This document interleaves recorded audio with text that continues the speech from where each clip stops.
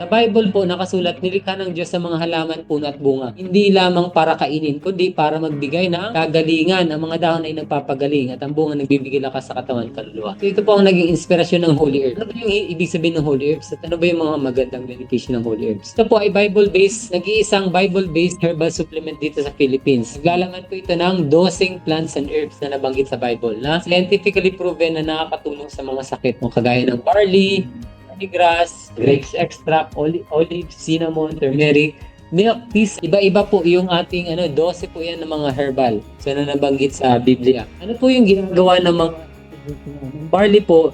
Siksik sa vitamins, minerals at fiber. Tumutulong sa digestion, papababa po ng cholesterol. Nagbibigay po yan ng sustained energy. Yung barley grass naman, punong-puno rin po yan ng antioxidant, nagpapalakas ng immune system, tumutulong din sa detoxification. Yung grapes extract naman, mayaman po yan sa resveratrol.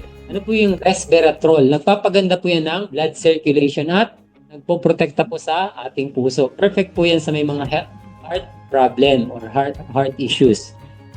Next, olives. Natural na pangontra sa inflammation at protection laban sa arthritis at heart disease.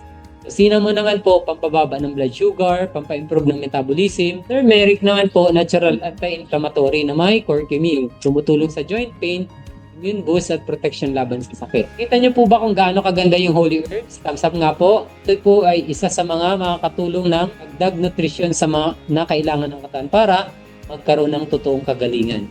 Again, hindi po chemicals ang kailangan ng katawan.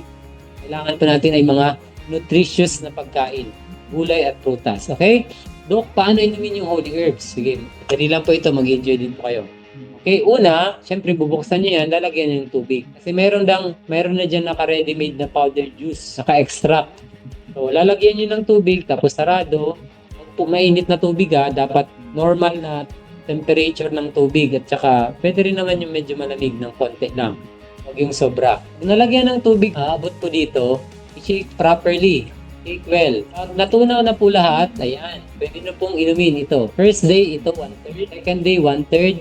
Third day, 1/3. So, ang isang bote, for 3 days. Huwag niyo pong tutunggain Bakit? Kasi yung laway niyo, maiiwan dyan. Mapapanis yung matitira. So, ipalis niyo lang po sa baso, 1/3 lang. Yun yung recommended daily allowance. Tapos, pag napalis niyo na, balik niyo po sa ref.